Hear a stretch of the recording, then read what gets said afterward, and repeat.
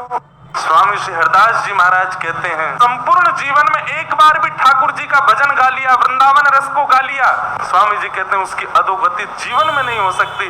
कृष्णदास जी ने तो पूरा जीवन ठाकुर जी की सेवा में निकाल दिया, कैसे कह सकते हैं कि उनकी अधोगति हुई है?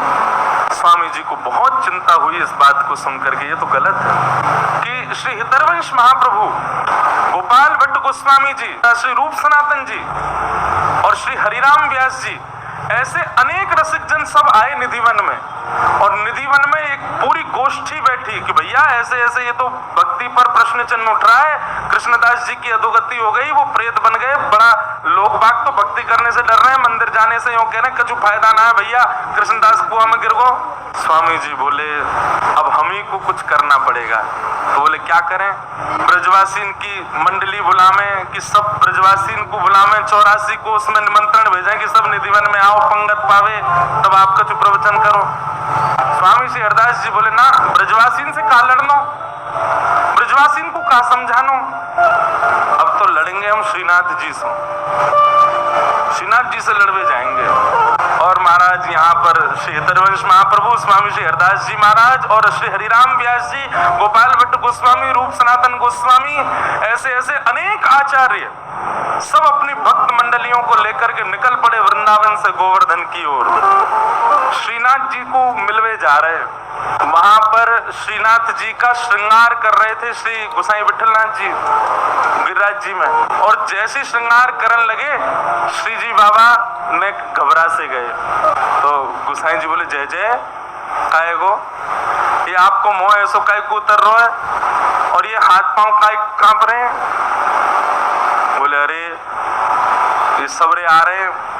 बोले कौन आ रहे हैं? बोले स्वामी श्री हरदास जी, हितरवंश महाप्रभु और क्या कहते हैं हरिराम व्यास, गोपाल भट्ट गोस्वामी, रूप सनातन गोस्वामी, सबरे आ रहे हैं, मोते लड़वे आ रहे हैं। अरे ये सब संत जन आपको यश काम है, ठाकुर जी इनसे काय को डर रहे? बोले संत तो बाह्य रूप थे, भीतर तो सबरी सहचरी है, वो ललिता है, दूसरी विशाखा है, तीसरी बंसी है, चौथी कोई है, ये सब सबके निज रूप तो सखीन के हैं, और सखीन से ही डरे ठाकुर जी।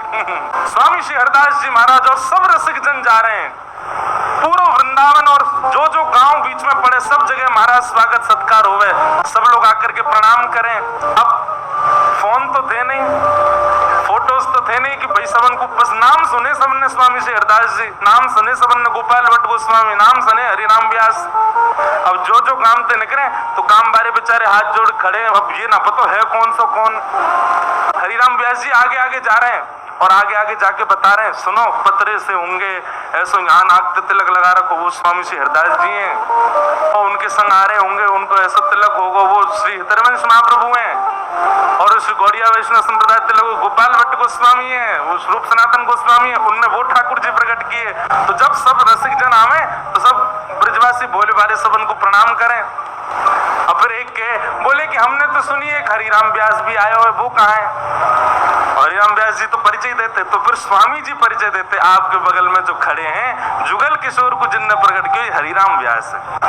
राधा कुंड पहुंचे, और जैसे ही राधा कुंड पहुंचे श्रीनाथ जी को श्रृंगार चल रहा है, विठलनाथ जी श्रृंगार कर रहे हैं, सुंदर शीश पर पाग आदि पहना करके, सुंदर तिलक ढाल आदि सब करके, कानन में कुंडल, अब जामा पहना रहे श्री जी बाबा को, एक हाथ में ही जामा पहनो, इतने में ही ठाकुर जी बोले विठलनाथ जी मैं पहन लूंगा, खुद ही तुम जाओ, उनको सबन को स्वागत करो। ये ज्यादा नाराज है कि मोते नहीं कहीं लड़ ले सबरे, इनको जाके वहीं से राधा कुंड में सबन को बढ़िया स्वागत करो। तो श्री विठलनाथ जी बोले जय जय अभी लगे न एक देर लगेगी, मैं पहना दूं, वरना मैं पहन लूंगा, खुद ही तुम जाओ। सबरी सहचरी आई है, सबन से मिलके आओ और बात देखियो वहीं निपट जाए। यहाँ तो सबरे भक्ति भाव में भर के आए करें। तभी गोसाई श्री विठलनाथ जी आए। आहा गोवर्धन नाथ की जय, गिरिराज धरण की जय, शाम सो जय जयकार है लगी। गोसाई जी ने जाकर के सब रसिकन को प्रणाम किया। स्वामी जी बोले आओ गोसाई जी, आधी जामा पहना के आयो लाल जी को, पूरी नहीं पहना के आए, ऐसी कहाँ जल्दी?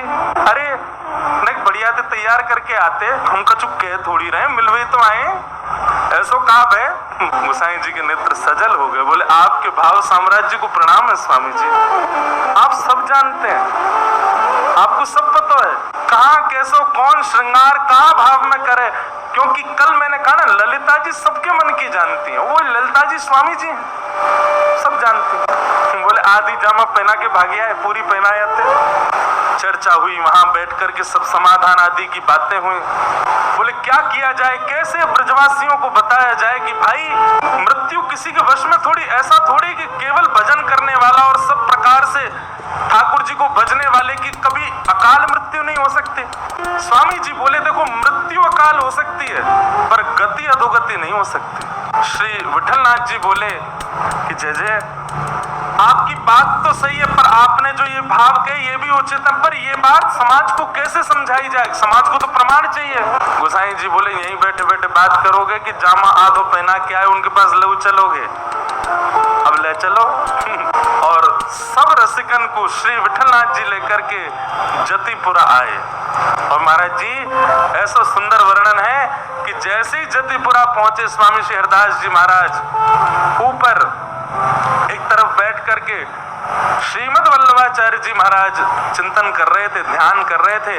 आपको जैसी पता चली कि स्वामी श्री हरदास जी महाराज और रसिक त्रिवेणी और ऐसे आचार्य पधारे, आप श्री तुरंत दौड़ करके नीचे आए और आकर के स्वामी जी को अपने हृदय से लगाए हो। स्वामी श्री हरदास जी को हृदय से अच्छा, श्रीमद वल्लभाचार्य जी कौन है? ये यशोदा जी के रूप है, ये यशोदा जी के भाव। यशोदा जी ललिता जी को हृदय से लगा रही हैं। जब भी लाल जी कुंज में जामे तो श्रीदामा और ललिता दोनों को समझामे, यशोदा जी लाला को ध्यान रखियो कहीं भाज नहीं जाए।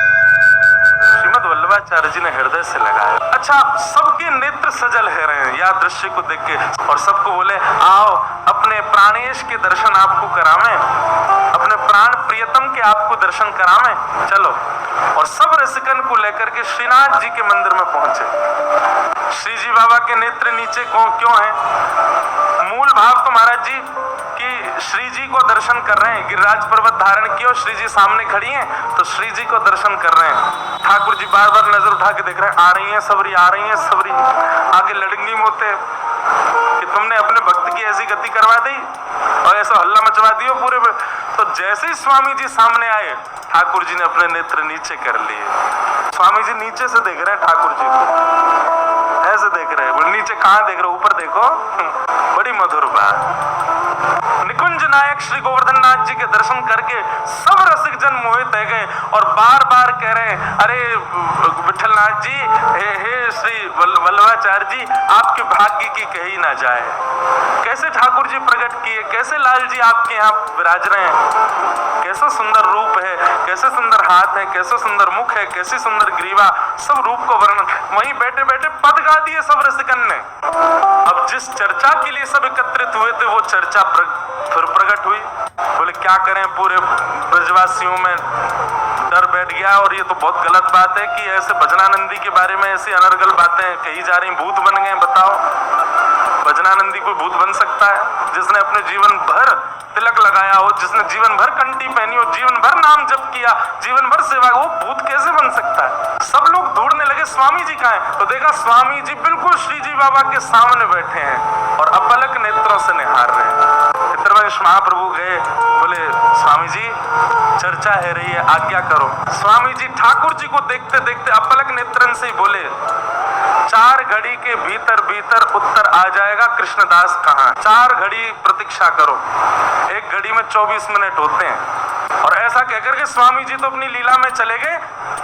ललिता जी हैं, निकुंज नायक दिख गए तो कहाँ रुके, वो तो चली गई लीला में। बस यूं गए, 4 घड़ी प्रतीक्षा करो। इतने में ही एक कान्हा नाम का ग्वारिया दौड़ा दौड़ा आया। अरे अचंबा है गो, आश्चर्य है गो, अरे अरे भैया आज मैंने कछु देख लियो, कछु देख लियो। दौड़ो दौड़ो विठलनाथ जी के पास, वल्लभाचार्य जी के पास आयो। सब रसिक जन बैठे, सबने पूछी भैया कहाँ देखे आयो? हाँ अपन लोगो बैठ गए, बैठ करके बोलो, अरे मैं श्रीनाथ जी की गैया चरावे जाऊं। विठलनाथ जी ने सबको परिचय दियो, बोले हमारो ग्वारिया है, ठाकुर जी की गैया चरावे जावे। कहाँ देख लियो भैया? बोले जय जय, मैं गैया चरावे गयो और गिरिराज जी तो नेक दूर ही गयो और माँ मैंने कहा देखो। बोले कहा देखो?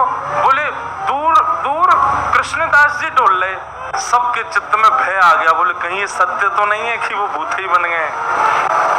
बोले अच्छा कृष्णदास जी देखे? बोले हाँ मैंने कृष्णदास जी देखे। अब मैं तो उनको देख के भाजन लगो, वो तो पता ही भूत बन गए। पर वो मेरे सामने आ खड़े हो गए, सामने आकर के बोले कहाँ भाग रहे हो? बोले अरे आप तो भूत बन गए, आप तो डर गए। अरे कोई भूत ना बनो भैया, ये सब बात ऐसी बना दी है।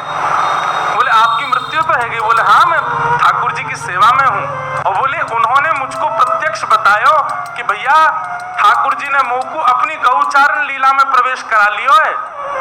कृष्ण और बलराम यहीं आगे ही एक कुंड पे बैठे हैं, उनकी गैया खो गई है, वहां को ढूंढता मैं जा रहा हूँ। कृष्णदास जी गैया ढूंढ रहे हैं। बोले मेरी कोई अधोगति ना भैया, भैया मैं तो कृष्ण बलराम के संग गैया चरा रहा हूँ। सब लोग बोले प्रमाण क्या? बोले प्रमाण ये कि कृष्णदास जी वयोवृद्ध थे जब पधारे थे, पर मैंने आज उनको दर्शन किया, वो तो बिल्कुल जुवान दिख रहे और ग्वारियान जैसे डोले।